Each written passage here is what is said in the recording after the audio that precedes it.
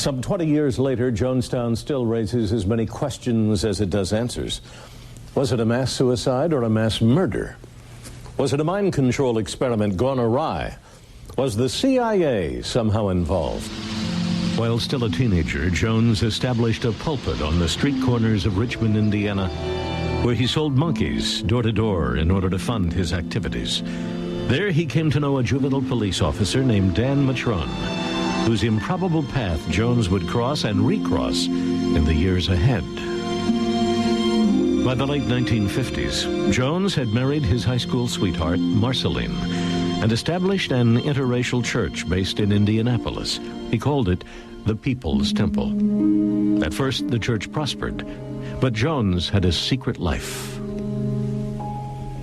Matron left Richmond and joined a sometime CIA cover at the State Department. Coincidentally or not, Jones suddenly became of deep interest to the most clandestine department of the agency, whose activities included mind control experiments, attempts to assassinate Fidel Castro, and operations to infiltrate and disrupt black organizations.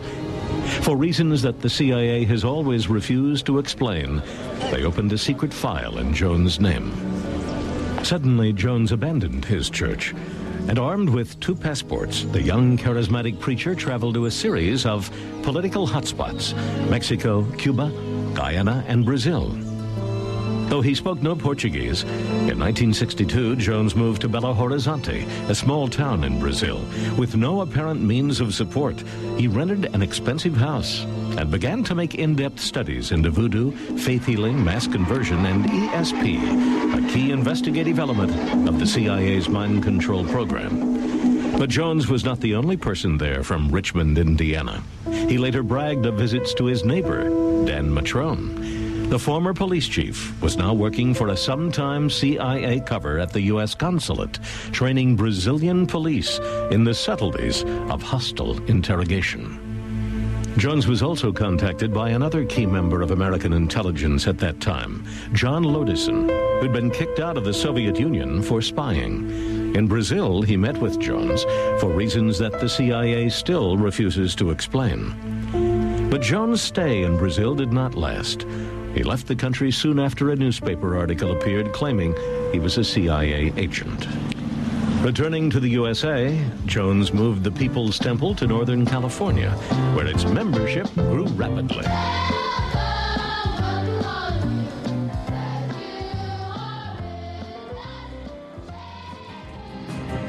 Jones flourished in San Francisco's cult-worshipping atmosphere. Membership in his People's Temple swelled to nearly 20,000 as his reputation grew, and he started food kitchens and daycare centers. He particularly targeted minorities. Believing that the ends justified the means, he put on fake displays of healing and said that he was the reincarnation of Jesus Christ. What's your sky God ever done? You asked and begged and pleaded for help with your suffering, and he never gave you any food. He never provided a bed. He never gave you a home. But I, the socialist worker God, have given you all those things. Stop sick. And you won't die if you trouble. You will die if you stand up. You will die if you jump up and down. Because I am freedom. I am peace. I am justice. I am equality. I am God. Using classic brainwashing techniques, he bound his followers to him so that they willingly gave him whatever property and money they had.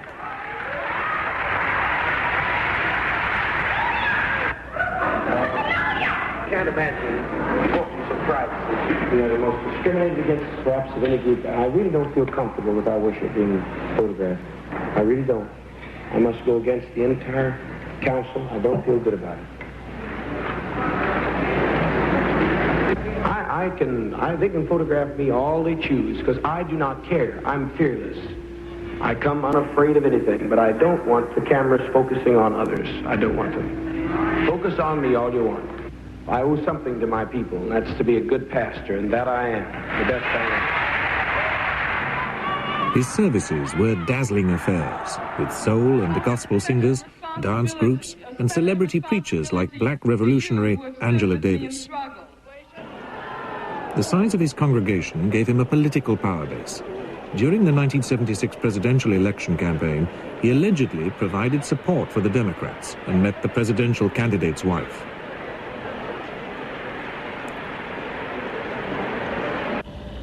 Local politicians sought his support, and he became a member of the city's housing commission. People from all walks of life were just fascinated by Jim Jones. I mean, I remember going to a testimonial dinner. Who was there at the dinner? You got Angela Davis, the communist, and you have Walter Heady, the chairman of the John Birch Society. And then you had the lieutenant governor of the state of California, you had the mayor, you had the DA, you had the chief of police, you had the supervisors, you had businessmen. They were all there at this meeting, and I thought, Jim, you got your act He'd together. bring all of these people in, and he himself would come in the midst of a smaller a retinue of aides.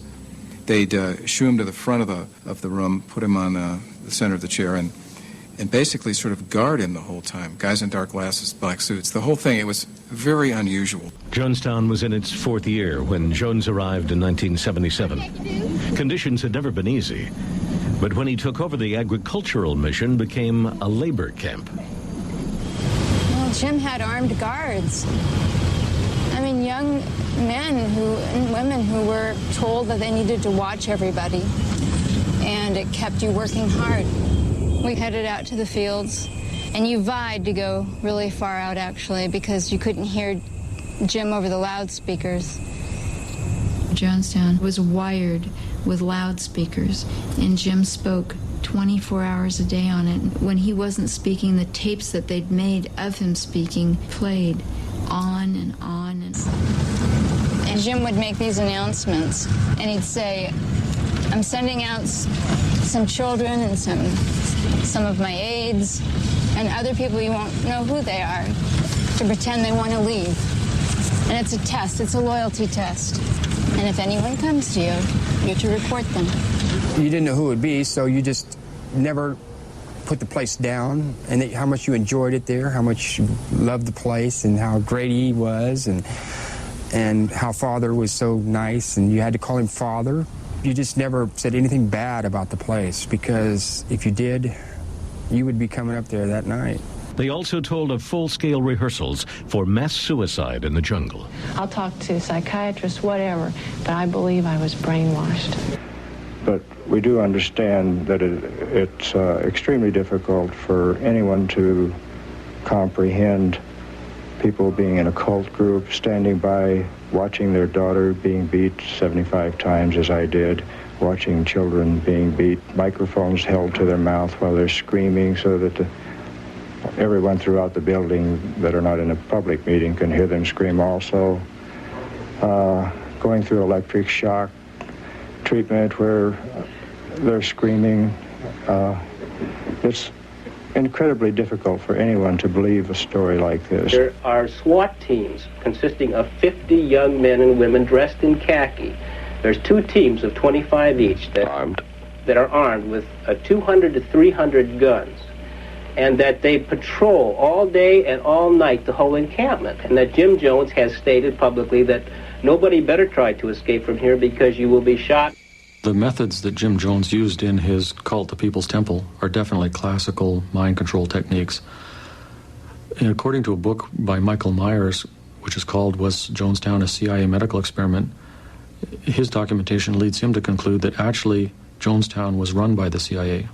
Prior to being Jonestown in the deep jungles of British Guiana, that site was actually under control of what was called the Shalom Project.